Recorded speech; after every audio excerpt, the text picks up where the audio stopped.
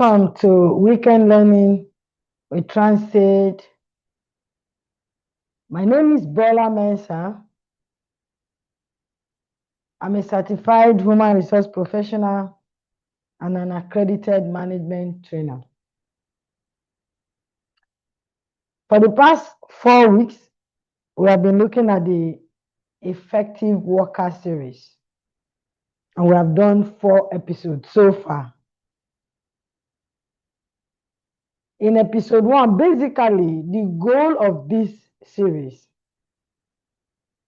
is to focus on habits and behaviors that makes professionals consistently valuable in the workplace.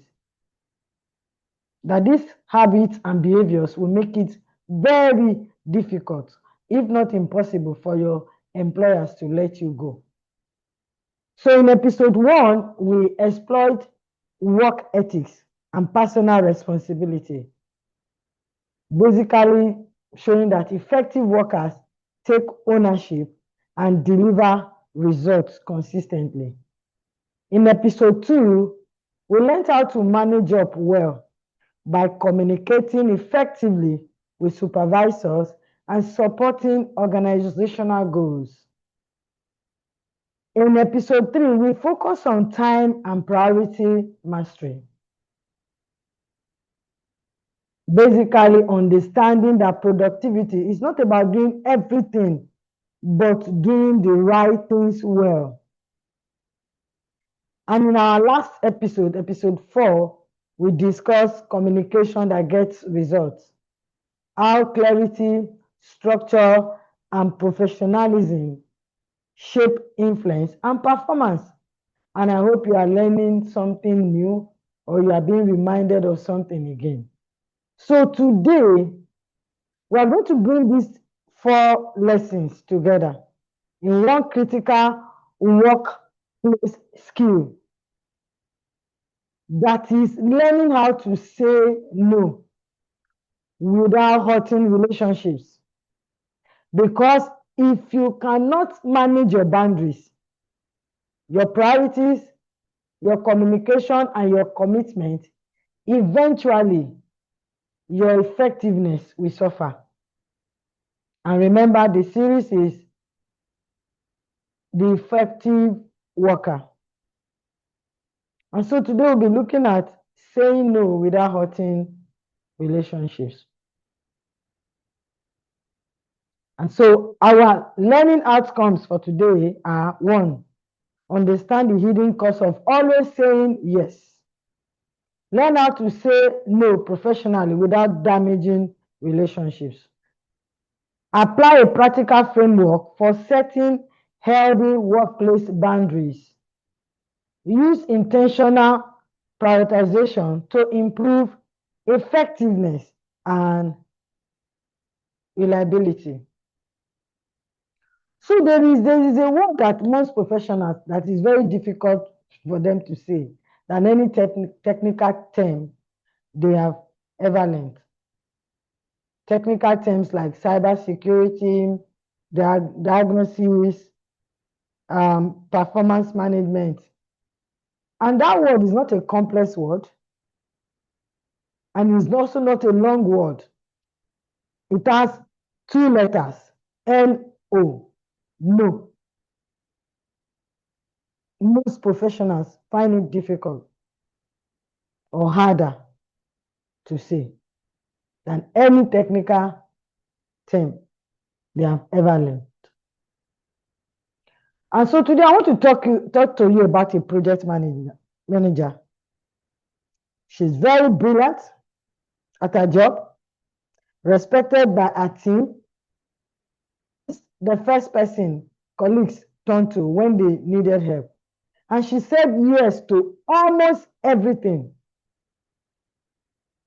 She said yes to the extra assignments from a director, yes to the colleague who needed help with their presentation, yes to the weekend review meeting, yes to the task that was not in a job description, but had nowhere else to go. Yes to everything. In her thinking, she was generous.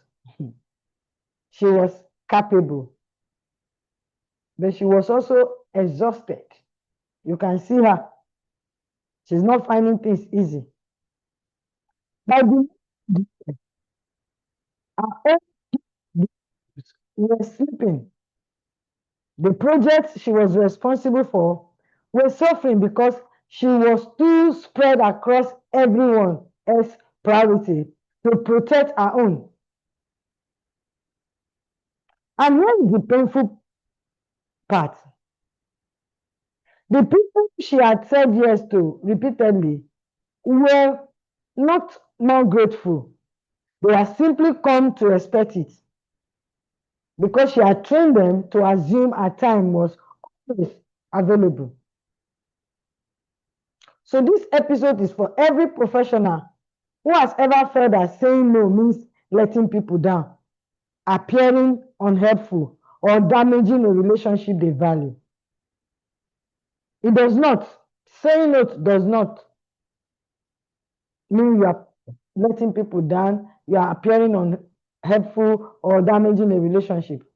And today we are going to show you exactly why and how saying no does not mean any of the things I've said so far. So we can see some results. The real cause of always saying yes. But before we do that, I need you to understand what always saying yes is actually causing you.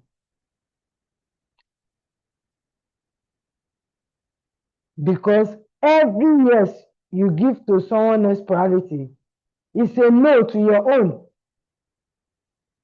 Every yes you give to someone else's priority is a no to your own. That is not a motivational slogan. That is simple arithmetic.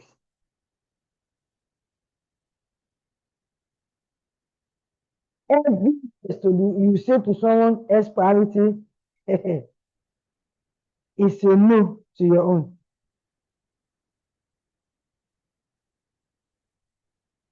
I want that one to sink down. Just let it sink down in your head. So you cannot be saying yes to everyone. Saying yes to everyone will not do you any good. You have a fixed number of hours in a day. Every hour you commit to something is an hour that is no longer available to you for something else. When you say yes to everything, you are not being generous with your time. You are being careless with it. And the consequences are real. Your own work suffers.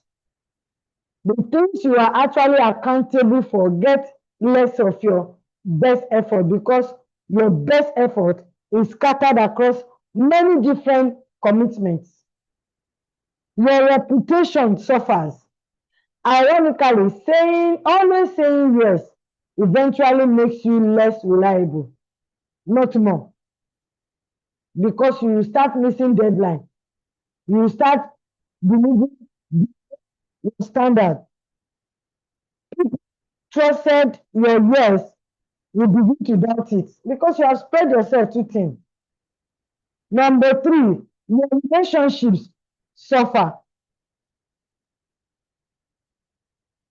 because there will be resentment little by little. Resentment is quiet. It builds up gradually.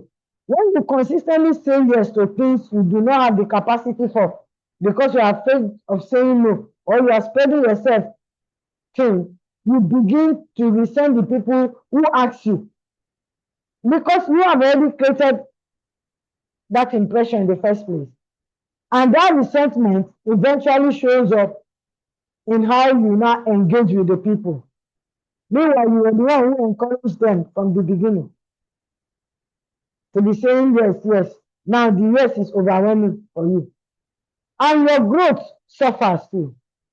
The professional who never says no never has the space to invest in the activity that build their career, learning, thinking, developing skills. These activities require time and mental energy that cannot exist alongside a permanently overwork schedule or overloaded schedule. Saying yes is not selflessness, is not generosity. It's not. It is a strategy that harms everyone eventually. It's a poor capacity management. So I want you to reflect honestly before we go further. I want you to sit with a question and reflect. Be honest. Think about the last 3 times you said yes to something you do not have genuine capacity for. What happened to your own commitments? And if you were honest with yourself, did your yes actually serve the person well? Or did you do something rich, something below your standard, something that reflected an overstretched professional rather than a capable one?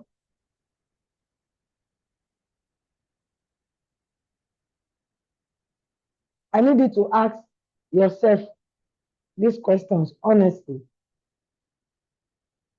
Because the hard truth is, a rush yes often serve nobody. However, a thoughtful no delivered well serve everyone better. I take that again. A rush yes often serves nobody. However, a thoughtful no, which is delivered well, always serves everyone better. So the next thing we want to look at, why is saying no so difficult? If saying no is so clearly sensible, why does it feel so hard to say no? We're going to look at 4 reasons. And this is based on reasons that I have heard from professionals from Nigeria, Africa, and across the nations. Reason number 1, the fear of appearing unhelpful. We all want to be seen as team players rather. We worry that saying no signal we are not willing to contribute. But there is a difference between being unhelpful and being at capacity. Being helpful is a character problem. Being at capacity, saying no professionally, is a professional reality. You cannot do everything. You can't say yes to everything. Second reason, the fear of damaging relationships. We worry that saying no to someone will change how they see us. In many Nigerian workplace culture, there is a strong social expectation of availability and willingness, that you are always there to help. So saying no can feel like a cultural breach, not just a professional one, but we still have to say no if we want to be effective workers. Reason number 3, the fear of missing opportunities. Sometimes we say yes to everything because we are afraid that the request we decline might be the one that mattered. So we operate from scarcity than discernment. The 4th reason, We've not been taught how. We have not been trained on how to say no. Many professionals have never seen no delivered well. They have seen it delivered bluntly, apologetically, or dismissively. And so they conclude that saying no is inherently damaging, when the truth is that only poorly delivered no's are damaging. If you deliver it well thought through no, it's not damaging. It's not damaging. And so I want you to know the truth about saying no. Here is what I want you to understand before we get to the practical tools. Saying no is not a rejection of the person. It is a protection of your commitment to what you have already said yes to. When you say no to a new request, you are saying yes to your existing responsibilities. You are saying yes to the standard you have committed to maintain. You are saying yes to your own professional integrity. The most respected professionals, I want you to know, I have observed across years of consulting and training, are not the ones who say yes to everything. They are the ones whose yes means something because their rather. They are the ones whose yes means something because their no does not exist. They don't have no in their dictionary. But if you want to be respected as an effective worker, you must have your own no. But remember, you deliver it well. Professionally say no. When someone who almost always say yes to you finally say no, you trust that no. You understand it. You respect the person who said it. But when someone says yes to everything, their yes loses value. Because they have said yes to 10%, and so they will not deliver the expected quality. You stop being able to tell whether they actually have capacity or whether they are simply unable to disappoint you. When they say yes to everything, overstretch. Saying no well is an act of professional respect. Saying no well is an act of professional respect for yourself and for the person you are saying it to. So let's go back to our committed, generous project manager, the lady at the beginning in our story. 12 months ago, a colleague told her something that stayed with her. He said, the most valuable thing you can give someone is your full attention and your full effort. If you cannot give that, your yes is not a gift. It's a debt. DEBT. That is like you're owing the person. And so you want to fulfill it. And because you are owing many people, you overstretch yourself. She thought about that for a long time. Then she did something difficult. She started practicing what she called the pause. Before saying yes to all requests, she will pause. She will ask herself 3 questions. Do I have the genuine capacity for this? Will saying yes compromise what I've already committed to? Is this something only I can do, or is there someone better placed to help?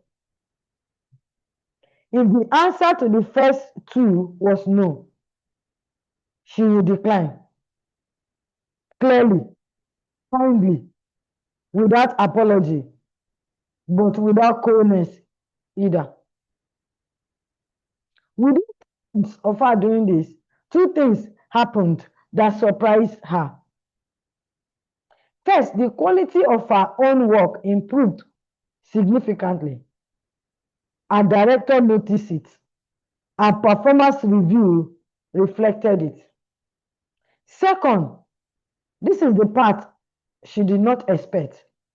Her relationships improved. The colleagues who had relied on her constant years began to respect her time.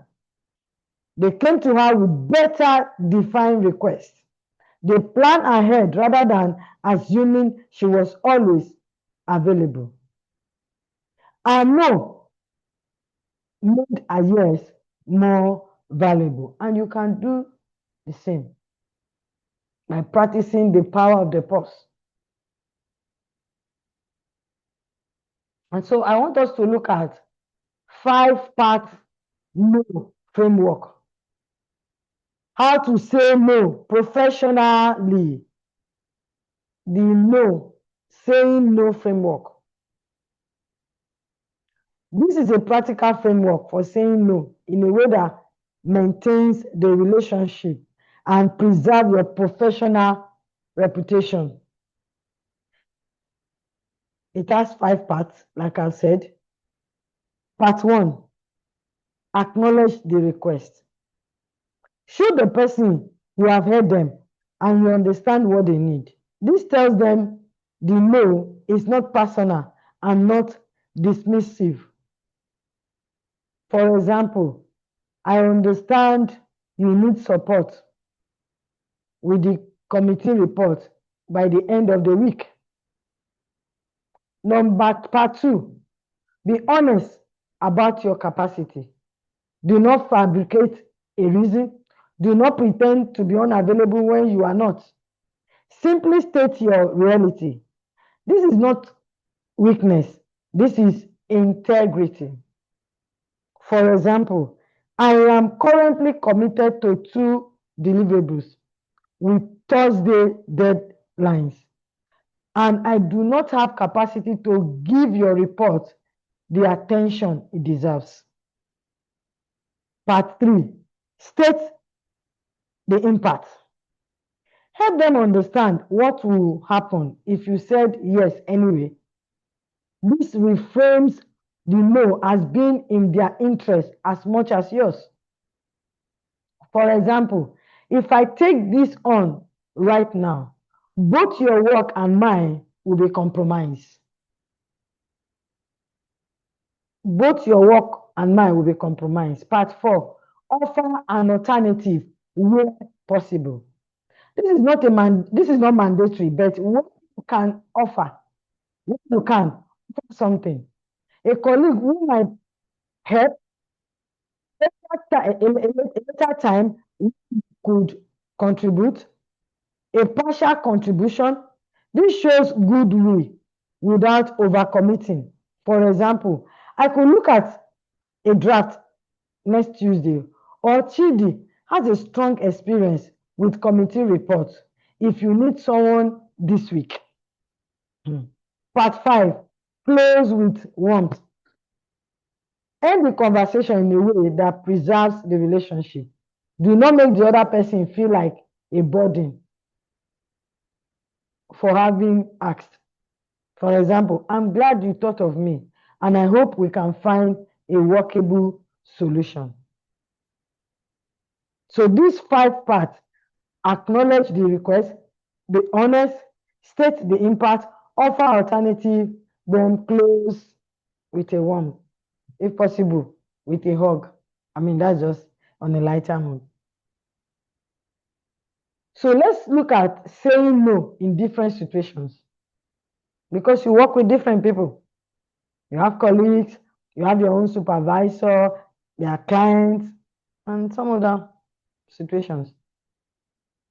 This framework apply across different professional situations, but the tone adjusts depending on who you are speaking to. Saying no will apply across different professional situations, but the tone will vary depending on who you are speaking to.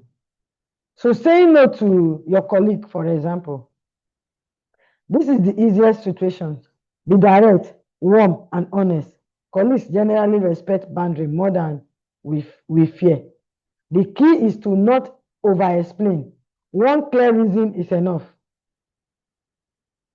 To your manager or supervisor or team lead, this requires more care, but it is not impossible.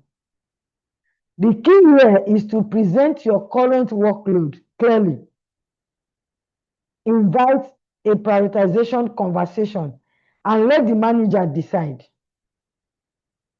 You are not refusing to work. You are asking for clarity on what matters more. A useful phrase that you can use. I want to make sure I give this the best attention it deserves.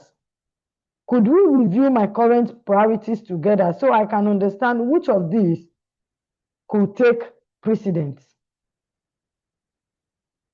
This keeps the relationship intact, puts the decision where it belongs, and prevents the trap of accepting more than you can deliver. Saying no to a client or external partner. Professionalism is paramount here. Just lead with what you can do. Then set the boundaries of what you cannot. Never leave a client feeling abandoned. Always offer a timeline, an alternative, or a referral. Always. Don't never leave a client hanging. So we look at dealing with pressure requests. Saying no to a request that comes with pressure. Sometimes requests come with implied urgency or emotional weight. Someone needs you urgently. Someone says only you can help. In this moment, the pause is your most important tool. Do not respond in the moment. Buy yourself a short window to assess genuinely. A useful phrase in this situation. Let me check what I have on and come back to you within the hour. This is not avoidance. This is professional discipline. It is not avoidance. It is professional discipline. And so I want us to look at 5 phrases that says no without saying no. 5 phrases that says no without saying no. Sometimes a direct no is the clearest approach, but sometimes you need language that declines without closing the door entirely. Here are 5 phrases that work. 1, I cannot do this justice right now, but I could pick it up from, for example, from Monday. Would that still be helpful? 2, I want to give this attention. I want to give the attention it deserves. Given my current commitments, I am not able to do that before Friday. Is there flexibility on timing? Number 3, this is not something I can take on at this point. But have you spoken to, for example, Bola? She could handle this well. 4, I want to be honest with you. If I say yes right now, I cannot guarantee the standard you need. I would rather be upfront about that than let you down. 5, could we revisit this next week? I have commitments I need to clear first, and I would rather come to this with my full attention. These phrases do 4 things. They decline the request, they explain why, they preserve the relationship, and they leave the door open where appropriate. And so today, what is our key takeaway? I want you to remember these lessons. or suggestion. So let's look at these key takeaways from today's episode. Every yes is a no to something else. So be intentional about which commitment receive your best energy. Saying yes does not make you more valuable. It makes you less valuable.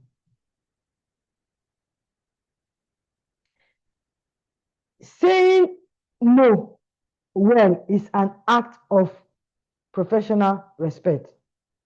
So saying no well, saying no well means you thought through it and it was well delivered. So saying no well is an act of professional respect for yourself and for the person asking. Use the 5-part framework: acknowledge, be honest, state impact, offer alternative, close with one, and practice the pause before any new commitment. Stop. Ask yourself whether you have genuine capacity, then respond from that honest place. What do I want you to do this week?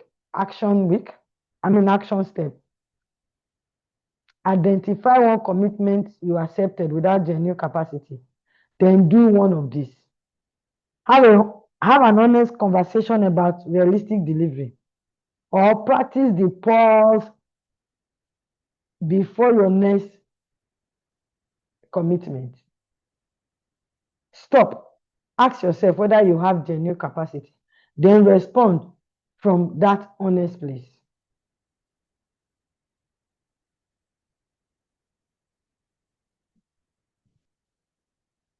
I want you to do one of these things this week. Either go back to that person that you have made commitment to without considering it, and have honest conversation about what you can realistically deliver and by when. You can use the framework: be warm, be clear. Or before the next request comes in, practice the pause. Buy yourself the window to think before you respond. Even 30 seconds of honest reflection will change the quality of your answer. One conversation or one pause, that is your starting point this week. And I want you to know, small changes create healthier professional habits. So my final thought: professionals who cannot say no, the professional rather who cannot say no is not a generous professional. They are a professional whose yes has no weight. I want you to know that your time, your energy, your capacity, they're all finite. So your capacity for quality and everything that you do is not unlimited. You have some hours that you need to do everything you need to do, and you need to do it well. So your no is what makes your yes valuable, so you can be effective. You become more useful because everything you give attention to, you also give your efforts to. When you have learned the pause and how to say no well. So instead of having 20 things that you are spread across, you have, for example, 10 genuine, and you do it very well. So learn to say no clearly, kindly, and without apology. So we have come to the end of this episode today. Thank you for joining Weekend Learning with Transit. Honestly, if you have learned one or two things from this, please like, share, tag someone who needs this. training. Subscribe and turn off notifications so you don't miss any of our upcoming exciting videos or training. We are going to conclude this series next Friday, which is episode 6, building a professional reputation. Building a professional reputation. How to become the person in your organization that others trust, recommend, and fight to keep. If you are building a career in any sector or your own business, this episode 6 is the one that ties everything in this series together. So please subscribe so that you don't miss it. And I will see you next Friday. Thank you very much. See you.